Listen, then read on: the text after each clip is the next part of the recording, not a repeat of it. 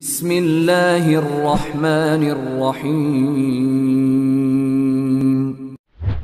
Mah, papa nih pengen jadi Abu Bakar. Tugas kita didik dulu istri kita biar jadi Asma. Baru nanti kita bisa jadi Abu Bakar. Abu Bakar itu keberhasilannya bukan hanya berinfak dengan seluruh hartanya. Keberhasilan Abu Bakar juga di situ, adegan itu adalah dia berhasil mendidik Asma menjadi seorang istri yang mampu berlapang dada ketika suaminya berinfak dengan seluruh hartanya dan nggak punya apa-apa lagi yang tersisa. Tapi kalau nggak jadi seperti Asma pun jangan langsung dijudge. Mamah nih jauh banget dari Asma. Ya Allah, gimana ini? Galau Jangan, karena lahum darajatun 'inda rabbihim faddalna ba'dahum 'ala ba'd. Kami berikan kelebihan sebagian orang atas sebagian yang lain. Dan istri Nabi juga beda-beda kelebihannya. Para anbiya beda-beda kelebihannya. Ada para nabi yang kelebihannya lebih kepada suara. Nabi siapa? Daud. Sampai Allah Subhanahu wa taala menundukkan semesta untuk ikut berzikir bersama Daud. Yang saya menyebutnya dengan istilah konser kolosal. Tapi konsernya bukan nyanyi lagu syair, lebih kepada zikir, perform. Nabi Daud perform, tapi crowdnya itu bukan manusia. Crowdnya itu semesta. Sampai angin, awan, air, semuanya crowd untuk ikut bareng dengan Nabi Daud alaihissalam. Karena memang kelebihan Nabi Daud itu suara. Dan beliau punya 70 macam suara. Dan setiap kali beliau bersuara, yang kedua lebih baik dari yang pertama. Yang ketiga lebih baik dari yang kedua. Terus semakin baik, semakin baik, semakin baik. Sehingga orang yang diberikan oleh Allah nikmat suara yang bagus, doa Nabi apa? Laqad utita mizmaran min mazamiri ali Dawud. Bersyukurlah engkau diberikan oleh Allah seruling dari keluarga Daud. Hanya satu dari 70 seruling ya. Cuma diberikan satu seruling aja udah kita mendengar suaranya Mahir apa tuh? Bukan Mahir Zain. Saya lupa nama korinya. Oke lah Mahir Zain. Oke, anak muda Mahir Zain. Kalau ininya ada kori bagus juga suaranya. Nanti ada juga yang di Mahir Muakili ya. Mahir Muakili. Itu baru satu mizmar ya. Satu seruling. Kita dengar Rashid Al-Afasi nama panjangnya apa? Masyari Rashid Al-Afasi. Kita dengar Masyari Rashid Al-Afasi dengan azannya yang keren banget kan? Belum lagi nanti azan Al-Aqsa. Kalau dengar suara azan Al-Aqsa itu jadi azan yang menyayat hati. Kenapa? Azannya itu kayak curhat.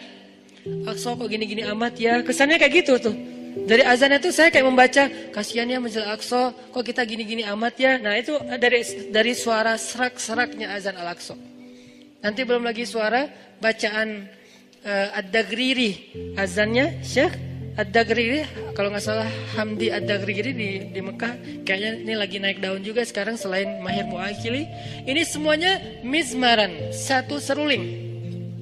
Belum 70 seruling, gimana 70-nya?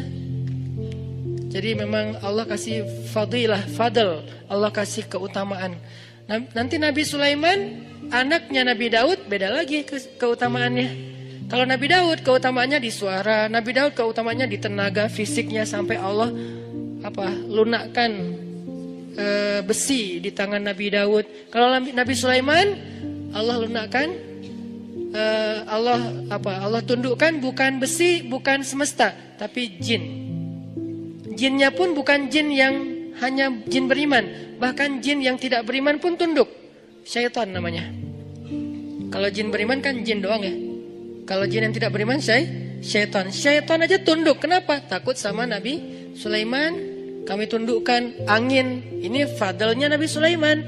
Nanti Nabi siapa lagi misalnya?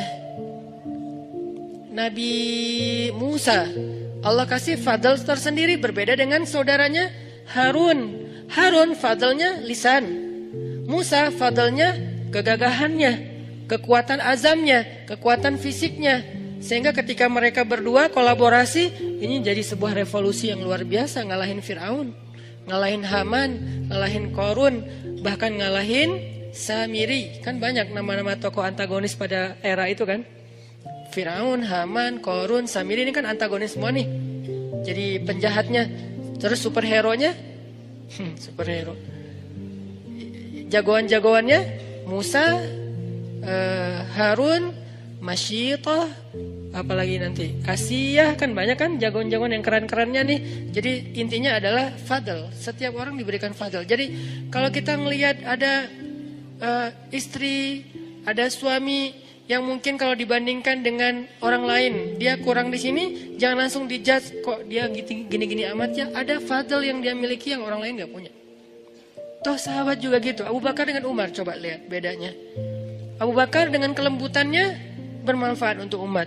Umar dengan ketegasannya, bukan tegas, bahkan kekerasannya juga bermanfaat untuk umat.